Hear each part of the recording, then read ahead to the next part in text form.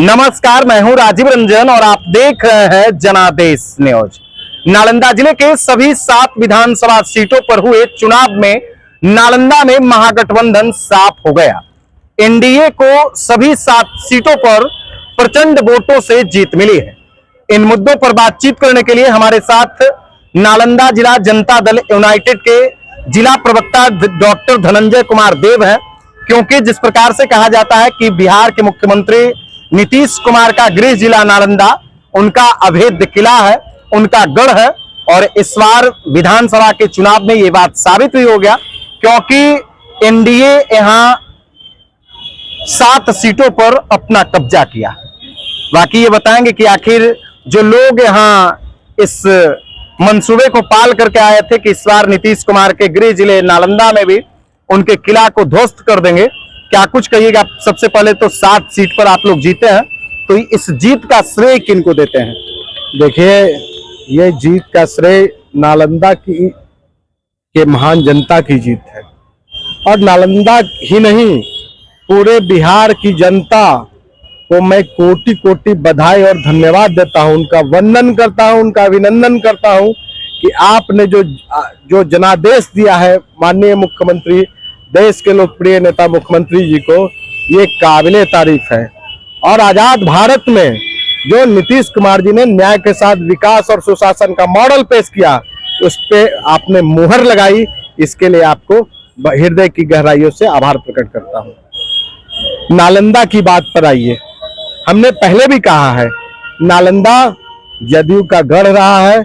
जदयू का गढ़ इसलिए रहा है कि नालंदा का किला ना पहले हिला था, ना इस चुनाव में हिला है। आप देख लीजिए, आप अस्थामा में देख लीजिए। अस्थामा में हमारे उम्मीदवार 40,708 मतों से विजयी हुए। आप बिहार शरीफ विधानसभा में देख लीजिए, 29,168 वोटों से विजय हुए। आप राजगीर देख लीजिए, 55,428 वोटों से विजय हुए। आप इस्लामपुर देख लीजिए, 32,239 वोट से विजय हुए। आप हिलसा देख लीजिए, 16,012 वोटों से विजय हुए। आप नालंदा देख लीजिए, 33,008 वोटों से विजय हुए।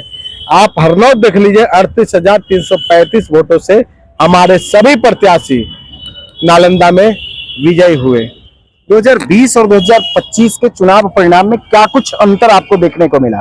क्योंकि 2020 में आप नालंदा में भी एक लॉस कर गए थे, लेकिन इस बार 7 सीट देखिए के खाते में गया। राजनीति में काट का हांडी जो होता है ना, वो एक ही बार चढ़ता है।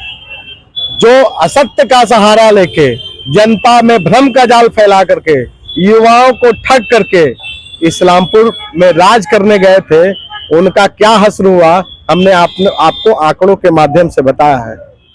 और ये लोग बात करते हैं, इनके जमाने में क्या हुआ करता था, पूछिएगा। तो पिछले बार आप लोगों पे आरोप लगा कि भाई आप लोग बेईमानी से नालंदा में 1 सीट हिलसा जीत गए। देखिए, अगर जनता के जनादेश को कोई बेईमानी कहता है तो उसको जनता से माफी मांगनी चाहिए। और जब ये नालंदा की जनता ने हर एक विरोधियों के मुंह पर थप्पड़ जड़ा है, जो अक्सर नीतीश कुमार जी को विधानसभा में बदनाम करते थे कि विकास देखना है तो नालंदा चल के देखिए, जबकि नीतीश कुमार जी ने पूरे बिहार में न्याय के साथ विकास किया है, लेकिन फिर भी मन गढ़ंत बात कह के वो विपक्ष के लोग कहते थे विकास देखना है तो नालंदा चलिए। तो नालंदा की जनता ने महान थप्पड़ भी झड़ दिया उनको कि जब आप हमारे नेता को बदनाम कर रहे हैं कि विकास देखना है तो नालंदा चलिए, तो आप यहाँ किस मुंह से वोट मांगने के लिए आए हैं? अच्छा धनंजय जी, हमारा एक सवाल है। चुनाव के पहले जब आप लोग चुनाव प्रचार में थे, उस दौरान महागठबंधन यहाँ दावा कर रही थी कि नालंदा हम लोग 3 सीट जीत रहे हैं। उस दौरान शायद आप लोग का भी धड़कन तेज रह रहा होगा, एकदम हमेशा हार्टबीट बढ़ा रहा होगा कि भाई क्या होगा, न जाने नालंदा की जनता क्या करेगी। तो क्या नालंदा की जनता पर कितना विश्वास था आप लोगों को? देखिए, नालंदा की महान जनता और पूरे बिहार की जनता पर नेता नीतीश कुमार जी का विश्वास है। आप 2024 के चुनाव को उठा के देखिए, लोकसभा चुनाव में जब प्रत्याशी नहीं मिला तो कहां से प्रत्याशी उठा के लाए, और नालंदा की जनता ने उनको कहां पहुंचा दिया। रिकॉर्ड मतों से कौशलेंद्र कुमार जी चुनाव जीते। तो ये नालंदा की जनता है। बिहार लोकतंत्र की जननी रही है। और यहाँ से लोकतंत्र की शुरुआत हुई है। तो यहाँ के लोगों को अगर ठग करके निकल जाने का प्रयास करेगा, भ्रमजाल फैला करके निकल जाने का प्रयास करेगा, तो उसका इलाज, होम्योपैथिक इलाज बिहार की जनता करती है। और इस चुनाव में होम्योपैथिक इलाज महागठबंधन का हुआ है। होम्योपैथिक इलाज हो गया, बिल्कुल होम्योपैथिक इलाज हुआ पहले ये ना। चर्चा था कि आप अस्थामा हार रहे, नालंदा हार रहे, बिहार शरीफ हार रहे हैं, हिलसा हार रहे हैं। देखिए, मतगणना के पहले तक, मतलब मतगणना अगर 14 तारीख को हुई है तो 13 तारीख तक आप सुनते होंगे जो लोग फर्जी लोग हैं, जो लोग मनगढ़ंत बातें करते हैं, जो समाज में अंतिम पायदान के लोगों को दबाने का काम करते हैं, कुचलने का काम करते थे, वही लोग कह रहे थे कि नीतीश कुमार जी 4 सीट हार रहे हैं। लेकिन जिसको बिहार की जनता और नालंदा की जनता का अपार स्नेह प्यार मिलता है, उसको उसका कोई क्या बाल बाका कर सकता है? उसको, जिसको जनता का आशीर्वाद मिल जाए, उससे बढ़कर क्या हो सकता है? तो ये लोग वही फर्जी लोग हैं जो ये बात कर रहे थे कि नालंदा में 3 चला जाएगा, नालंदा में 4 चला जाएगा। हमने पहले भी कहा है कि नालंदा नीतीश कुमार जी का गृह जिला है, नालंदा का किला किसी से नहीं हिलेगा। और बिहार नालंदा की जनता ने जो जनमत दिया है, हमें लगता है विपक्षी का नींद हराम हो गया होगा। तो देखिए, नालंदा का किला किसी से नहीं हिलने वाला है, क्योंकि ये मुख्यमंत्री साहब का गृह जिला है और नालंदा का किला किसी से ना हिला। इस बार नालंदा के लोगों ने ये साबित कर दिया है।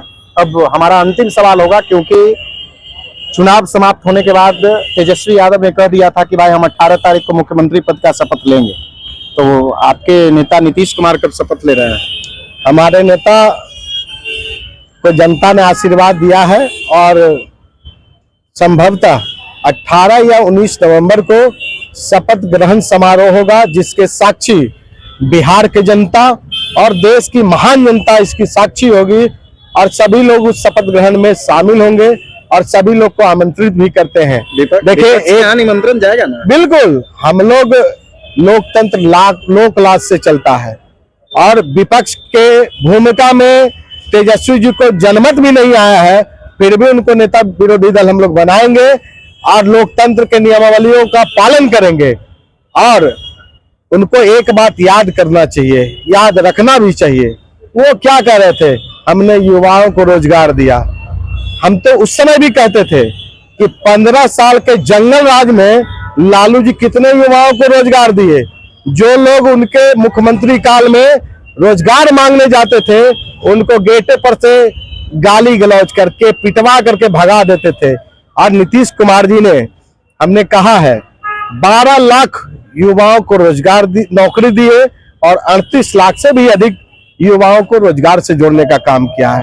क्या फैला रहे थे कि हम लोगों ने टीचर की बहाली की। जिस विभाग का मिनिस्टर अपने विभाग में जाता ना हो, और उनकी जानकारी को मैं दुरुस्त करा देना चाहता हूं कि शिक्षकों की बहाली कब निकली? जब विजय कुमार चौधरी जी शिक्षा मंत्री थे, उनके समय में शिक्षकों की बहाली निकली। और इनको पता भी नहीं है कि बिना मुख्यमंत्री जी के दस्तखत के किसी को रोजगार और नौकरी दिया नहीं जा सकता है। वो भी बात कर रहे थे कि हम उप मुख्यमंत्री होकर के रोजगार सबको दे दिए। बिहार की जनता तो सब देखती है, उसकी गवाह है। और इसी गवाह का नतीजा है कि उनको राजनीतिक मुक्का खाना पड़ गया। तो देखिए, नालंदा के सभी 7 सीटों पर एनडीए का कब्जा हुआ और बिहार में एनडीए प्रचंड बहुमत से चुनाव जीती है। अब समय का इंतजार है कि आखिर कब बिहार में मुख्यमंत्री नीतीश कुमार अपना शपथ लेते हैं। और आप लोग इस वीडियो को ज़्यादा से ज़्यादा लोगों तक शेयर कर दीजिए। वीडियो देखने के लिए धन्यवाद।